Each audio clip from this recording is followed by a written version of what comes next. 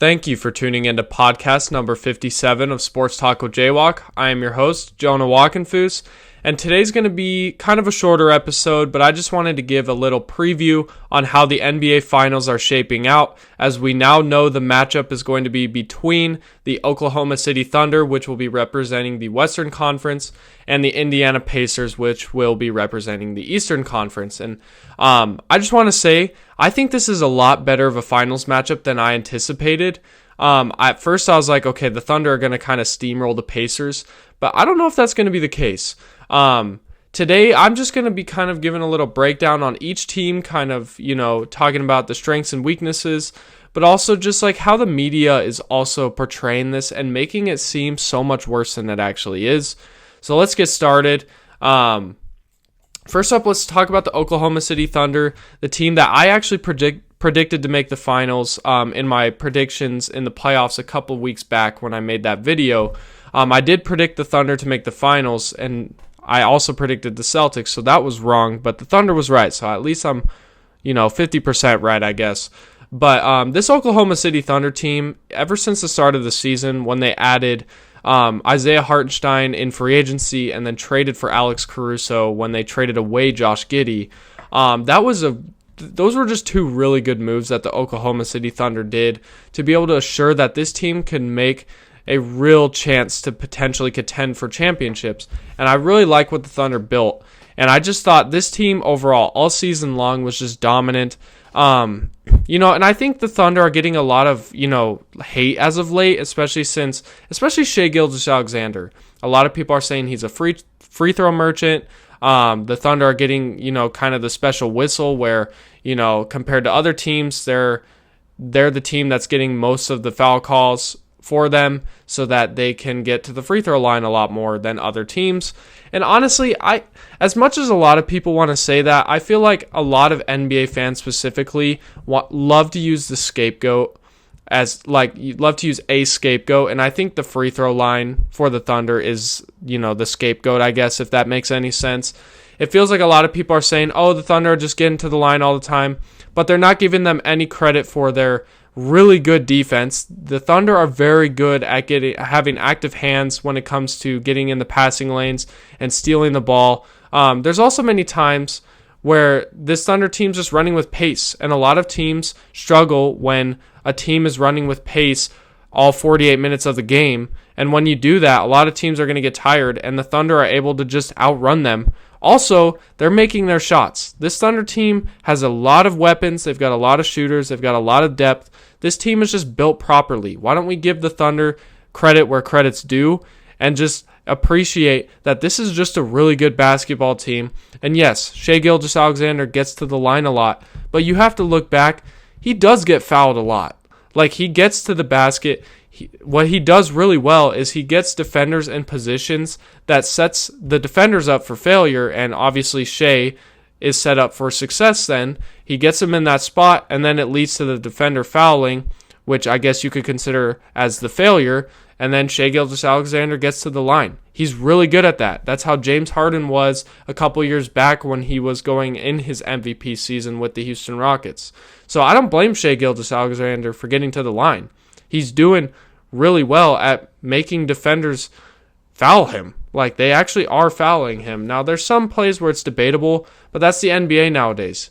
People act like every other superstar isn't getting these foul calls either. Like, LeBron's getting these foul calls, Jokic is getting these foul calls, Embiid's getting these foul calls, which I can't even really consider Embiid a superstar anymore, in my opinion.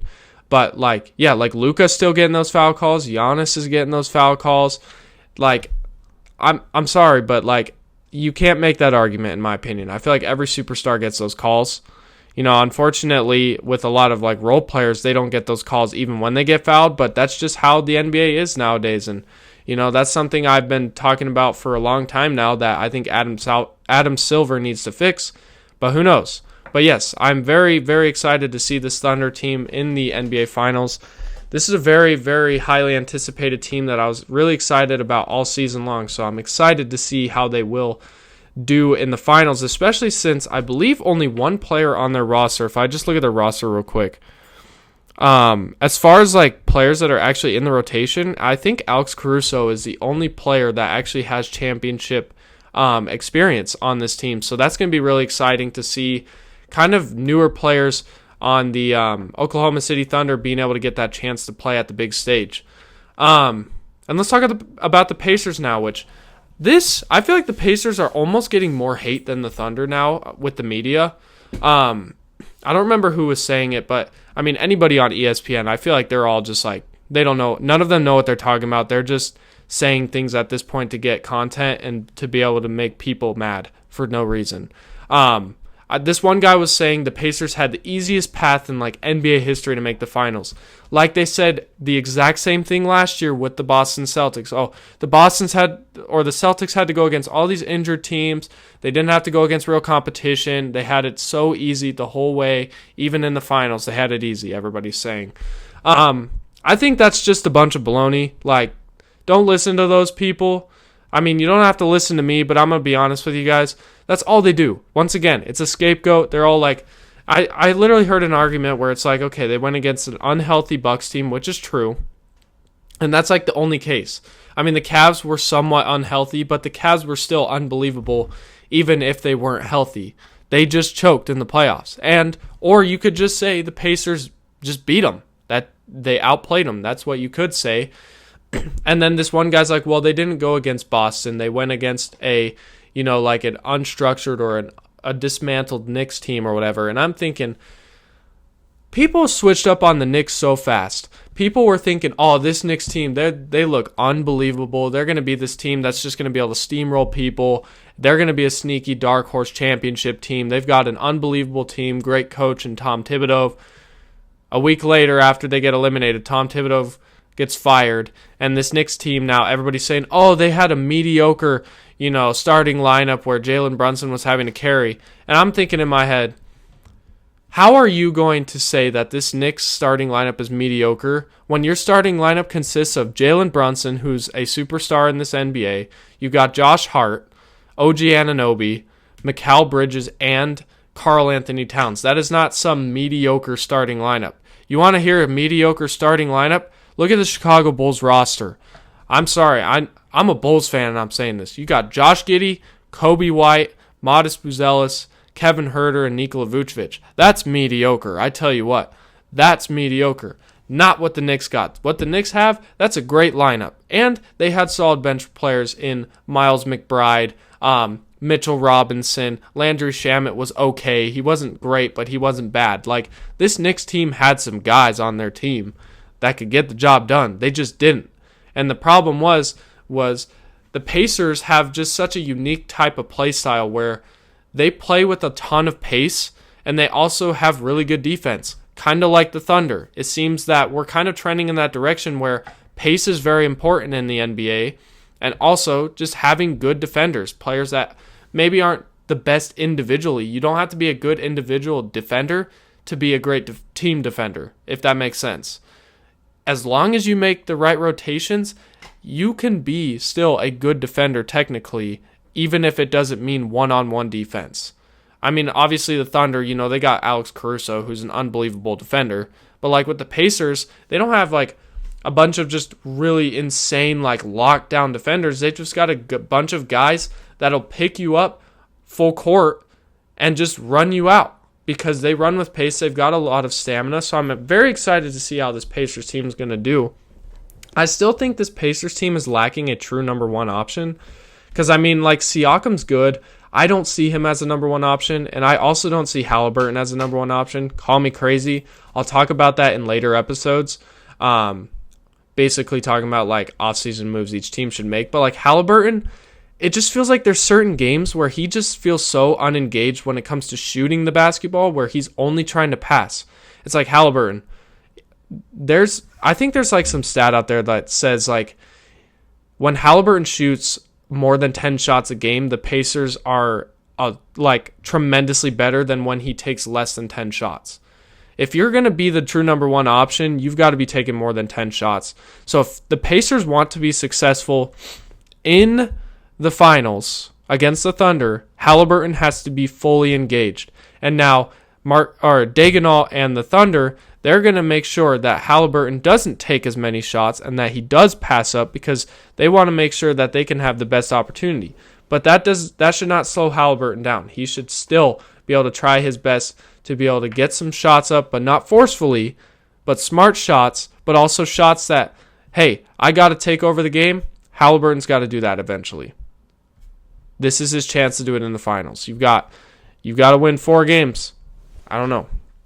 But anyways, now let's get up to my predictions for the finals. And by the time this episode comes out, Game 1 should be for sure played. And then I believe on Sunday should be Game 2. So only one game will be played by the time this episode comes out. But I am recording this before the finals actually starts. It is today. I'm recording this on Thursday. So the Game 1 starts tonight. But I'm going to predict that the Thunder win this series in 6 games. I was going to say the Thunder were going to win in like 4 or 5, honestly, but I really do think this Pacers team's a lot better than a lot of people think. Not because they have like loaded star talent, but because I just feel like they have great depth, like the Thunder. You got your top half players like Halliburton, Siakam. You can even maybe put Miles Turner there.